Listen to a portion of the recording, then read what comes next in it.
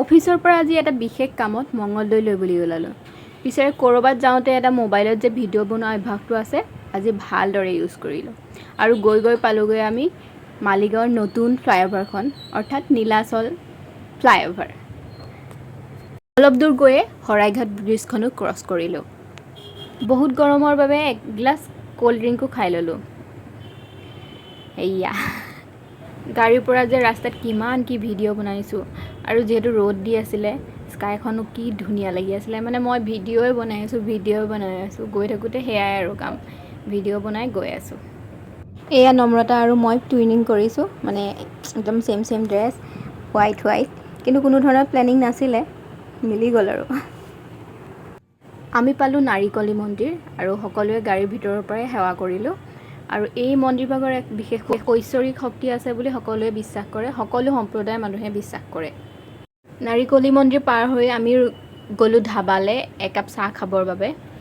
ধাবাত সোমাই ৰৈ থকা নাই, আমি ডাইৰেক্ট গ'লোঁ মূত্ৰ বিসৰ্জন দিবৰ কাৰণে।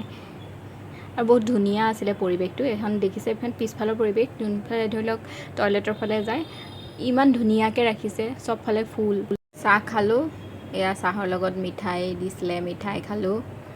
তাৰপাছত আকৌ আমাৰ যাত্ৰা ষ্টাৰ্ট হ'ল। আমি পালোহি আমি য'ত আহিছিলোঁ, যিটো কামত আহিছিলোঁ, তাত সনাতন ধৰ্ম সভা, তাতে এখন বিশেষ মিটিং আছিলে, মিটিংখনৰ কাৰণে গৈছিলোঁ। আৰু এইটো হ'ল পৰিৱেশটো, তাৰ ধুনীয়া পৰিৱেশ, আপোনালোকে গ'লে কেতিয়াবা সোমাব।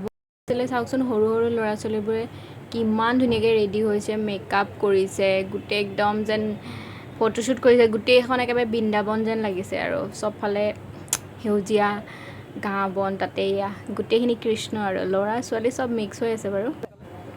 নম্ৰতা আৰু মই যে বহুত টাইম তাহাঁতলৈকে চায়ে আছোঁ, ইমান ধুনীয়া লাগিছে ন দেখিবলৈ, বহুত মৰম লগা। আৰু এইটো হ'ল পুখুৰীটো, সনাতন ধৰ্ম সভাৰ কাষতে এটা পুখুৰী, মানে বহুত ডাঙৰকৈ আছে এটা পুখুৰী, যোনটোৰ কাৰণে আৰু ধুনীয়া লাগিছে পৰিৱেশটো। এয়াও একদম এই সন্মুখৰ ভাগ, মানে ধৰ্মসভাৰ যোনটো মন্দিৰ ভাগ আছে, এই মন্দিৰ ভাগৰ সন্মুখ ভাগ এভাগ।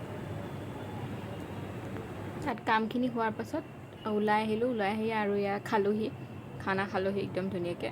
যোনখন ধাবাত চাহ খাইছিলোঁ, তাতে আকৌ ভাত খাবলৈ বুলি ৰ'লোঁ। আৰু ফ্ৰেমত থকা মাছকেইটা উৰাই ঘূৰাই ভিডিঅ' কৰিলোঁ, চব ফালৰ পৰা কৰিছোঁ আৰু ভিডিঅ'। মুঠতে কাকো বাদ পৰিবলৈ দিয়া নাই, চবকে একদম ক্ল'জ আপ কৰি ভিডিঅ' কৰিছোঁ।